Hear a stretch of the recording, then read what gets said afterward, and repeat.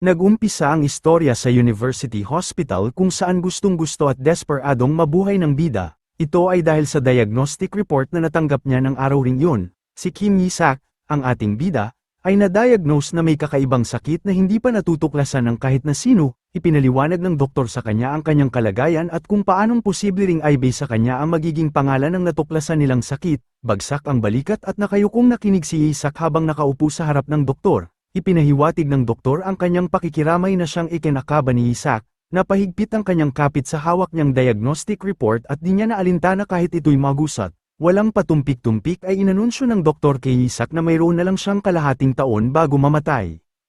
Nagimbal si Yi-sak sa balita at wala sa sariling lumabas sa hospital. Ang buong paligid niya ay tila nawala ng kulay at tumigil ang kanyang mundo habang tumatawid sa pedestrian lane. Bakas ang kawalang pag-asa sa kanyang tindig at kahit nakakabangga na siya ng ibang taong nakakasalubong ay wala siyang pakialam. Nagtataka na rin ang ibang tao kung anong nangyayari sa kanya pero hindi niya ito naririnig dahil ang isip niya ay naroon pa rin sa naging anunsyo ng doktor. Nagpalit na ng kulay ang street light at naging pula ay nakatigil pa rin sa kalagitnaan ng kalsada si Yi-sak. Hindi pa rin siya makapaniwala na mayroon siyang kakaiba at nakamamatay na sakit dahil isa lamang siyang simpleng tao na nagsisikap sa trabaho at ngayon pa lamang nag-uumpisang umangat ang kanyang buhay. Habang nasa malalim pa rin siyang pag-iisip, ang mga sasakyan ay nag-uumpisa ng humandar. Dahil hindi pa rin siya nakakatawid ay may tumulak na sa kanya papuntang sidewalk. Sa pagtulak sa kanya ay nadapa si Yi-sak at nalaglag ang hawak niyang papel ng loto. Mas lalo pa niyang hindi matanggap na may taning ang kanyang buhay dahil kasabay niya itong malaman sa pagkapanalo niya sa loto. Para kay Yi-sak ay hindi ito makatarungan. Hawak-hawak ang papel ng pinanalunan niya ay ibinuhos niya lahat ng desperasyon sa pagtawag sa kung sino o anumang pwedeng tumulong sa kanya. Nagmamakaawang humiling si Yi-sak na iligtas siya sa kamatayan habang bumubuhos ang luha niya. Ang nangyari pala na yun ay alaala lamang ni Yi-sak noong siya ay tao pa. Ngayon ay isa na siyang skeleton at inaamin niya sa sarili na kahit hiniling niya na mabuhay pa ay hindi siya payag na maging buto-buto. Sa dami ba naman kasi ng pupwedeng pilian ay na-reincarnate pa siya bilang isang kalbo na skeleton sa lugar na puno ng maraming halimaw. Umaangal si Yi-sak sa kanyang kinahinatnan dahil hindi niya ma-enjoy ang kanyang bagong buhay. Sa kanyang pagmumuni-muni ay inatake siya ng mga halimaw sa likod ngunit agad niya itong naramdaman ito. Walang hirap niyang ini-slash ang kanyang malaking espada para paslangin ang mga ito. Dineklare niyang papatayin niya lahat ng kalaban at sa mga halimaw niya binuntan ang kanyang nararamdamang pagkabigo. Pagkatapos niyang tapusin ang maliliit na halimaw ay may dumating naman na dambuhalang halimaw at akmang dadakmin siya nito. Mabuti na lamang ay mabilis na nakaiwas si Yi-sak. Kasunod yun ay tumalon siya ng mataas na abot sa ulo ng halimaw. Bago niya ito patayin ay ngumisi si Yi-sak dahil iyon na ang katapusan ng kanyang paghihirap. Inipon niya ang kanyang mana sa sword at umatake mula sa itaas. Nagliliwanag na bumulusok si Yi-sak at ang kanyang sword para pugutan ang pinakahuling kalaban. Bumagsak ang katawan ng halimaw at ang pugot nitong ulo. Matagumpay na napuksa na ni Yi-sak ang lahat ng rebelde sa Demon World. Kahit na-reincarnate siya bilang skeleton na mababang uri lamang ng summon monster ay nakaya ni Yi-sak mag-evolve bilang isang undead lich. Sa ilalim ng kulay lilang ilaw ng buwan ay naghihiyawan ang mga halimaw at tinatawag si Yi-sak na kanilang hari at kung ano-ano pang papuri.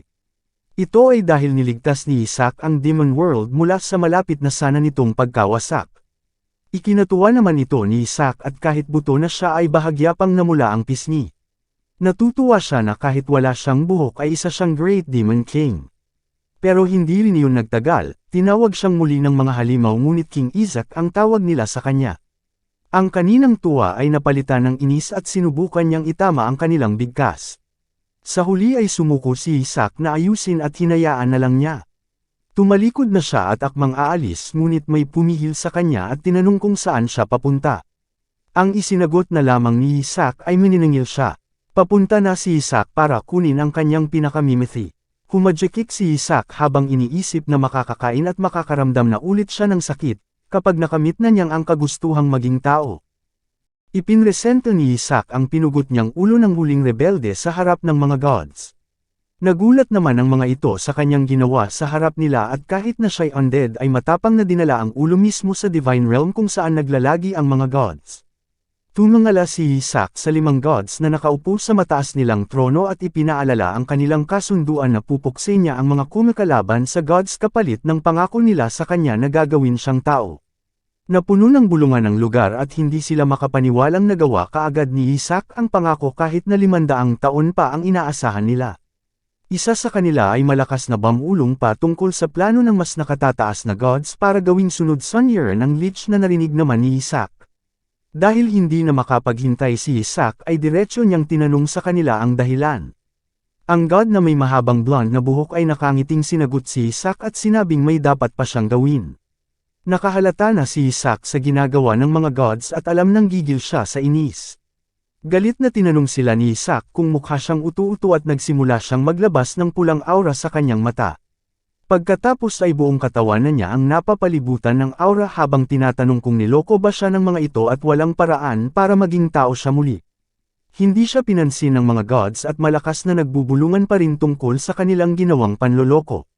Tinawag pa siyang mababang nilalang. Lalong nagpuyos sa galit si Isaac sa kanilang inasal. Bilang nilalang na nasummon gamit ang Forbidden Art ay hindi pwedeng mamatay ang undead na tulad ni Isaac. Dahil rito, siya ay may kakayahang pabagsakin ang Divine Realm. Habang pinapaliwanag niya ito ay patuloy ang paglabas ng kanyang nakakatakot na aura. Iyon ang pagbabante niya sa gods na sundin ang gusto niyang maging tao. Natakot naman ang mga gods at humingi ng kaunting oras at sinusubukan ulit siyang gamitin. Pero hindi na rito naniwala si Isaac at gusto niyang pagbayarin ang mga ito gamit ang kanilang buhay. Kung hindi nila kayang gawing tao si Isaac ay balak na lang din niyang gawing skeleton katulad niya ang mga gods. Nag-umpisang ipunan ni Isaac ang mana niya sa kanyang kamay para maghanda sa atake. Humahalaklak siyang ginagawa iyon ngunit ang kanyang tawa ay biglang napalitan ng pagtataka ng biglang naglahong parang bula lahat ng kanyang mana. Kumalma ang aura sa paligid ni Isaac at unti-unting naglalaho ang kanyang mana sa paligid, idagdag pang hindi rin siya makagalaw mula sa pwesto. Isa sa mga god ang tumayo at mayabang na sinabing walang kwenta ang ginagawa niya. Ito ay dahil sa hawak na quill ng god na may kapangyarihang huwag pagalawin ang sinumang pangalan ang isulat nito. Isinulat pala nito sa itim na insekto ang pangalan na Isaac. Tinatawag nilang Banish Disaster ang mahiwagang quill at ipinaliwanag na iyon ang pinakamataas na class ng Holy Art na nakareserba lang para sa mga katulad ni Isaac. Tuloy-tuloy lang ito sa mayabang nitong litanya na idinidiin na dapat sumunod na lamang siya kaysa ngayon na mamumuhay siyang isang insekto. Tila hindi natatakot na humiling naman si Isaac na sana'y caterpillar ang ginamit para kahit papaano ay may buhok siya kaysa sa hawak-hawak ng god na insektong kalbo at kumikinang pa ang shell. Bigla namang umilo ang insekto na hawak ng god na ikinabigla nila. Napagtanto agad ng gods na si Isaac ang may pukana nito na ngayon ay tumatawa sa kanilang kahangalan. Hindi na lamang ang insekto ang umiilaw kundi pati na rin si Isaac. Tumatawang sinabi ni Isaac na mas gusto niya pang sumabog na ngayon mismo kaysa maging insekto. Sinubukan siyang pigilan ng gods at ang huli nilang narinig ay mura na lamang ni Isaac. Sa kasamaang palad ay hindi nila nagawa mang pahintuan si Isaac at nagliwanag ang paligid bago sumabog ang Lich. Tumilapo ng mga gods sa gilid dahil sa nangyaring pagsabog. Napapatanong na lamang sila kung baliw ba si Isaac. Pinuntahan nila ang insekto at sinuri kung gumana ba ang spell na nilagay nila rito. Kinumpirma ng may hawak ng quill na tila gumana nga ang spell at nakakulong na ngayon ang kaluluwa ng Demon King sa maliit na insekto. Saka lamang napalagay ang loob ng iba pang gods nang makumpirma ito. At dahil sa tingin nila ay tagumpay sila sa kanilang ginawa, nagagalak na nag-usap sila tungkol sa kapangyarihan na dapat babalik sa kanila. Nakagawian na nilang tuwing may nawawalang demon ay mas lumalakas ang gods. Sira pa ang kanilang lugar dahil kay Isaac ay nagbanta kaagad ang blonde na god na hindi dapat sila magpakampante at kinumbinsi ang iba pang gods na maghanda para sa mga katulad ni Isaac. Bilang parte ng paghahanda na iyon ay napagpasyahan nilang gumawa ng perfect vessel para sa saint sa mundo ng mga tao para siya ang tumalo sa mga natitirang demonyo. Tinanong ng isa sa mga god kung kaya ba itong gawin dahil nangangailangan ng malaking power para sa paggawa ng vessel ng saint pero isinawalang bahala ito ng blonde na god. Imbes, humingi na lamang siya ng tulong sa pagpili ng nararapat na kaluluwa para sa saint. Isa naman sa kanila ay pinulot ang insekto at may kakaibang tingin dito habang nagpaplano na pahirapan ang Demon King na akala nila'y nakakulong dito.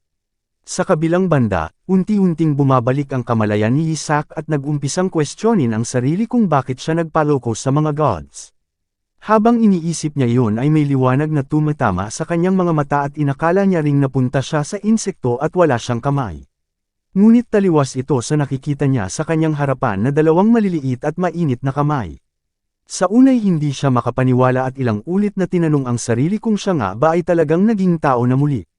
Ang dating Demon Lord na si Isaac ay isa na ngayong maliit na sanggol na may dilaw na buhok at pulang mga mata. Tuloy pa rin ang pagtatanong niya sa sarili at inakalang nagkamali ang God sa paggamit ng seal. Sa kalagitnaan ng kanyang mga iniisip, may babaeng tumawag sa kanya na Holy One. Tuwang-tuwa itong makita na nagbukas ng mata ang Saint habang ang kasama naman nito ay naghahanda ng gatas. Sinubukan siyang kausapin ng babae na tila katulong at tinanong kung bakit siya nagising. Nakangiting dinugtungan naman ito nang nagtitimpla na dapat ay nanatili na lang siyang tulog. Naguguluhan si Isaac sa mga pangyayari at hindi niya pa rin nakukumpirma kung talagang naging tao na nga ba talaga siya. Hindi niya rin kilala ang dalawang nasa harap niya ngayon o kung talagang tagapag-alaga ba talaga niya ang dalawa. Maya-maya pa ay tila nag-iba ang tingin sa kanya ng mga ito at binanggit na dapat nilang gawin ang kanilang trabaho. Habang inaalog ang gatas ay sinabi ng lalaki na dapat siyang patulugin ng mahimbing.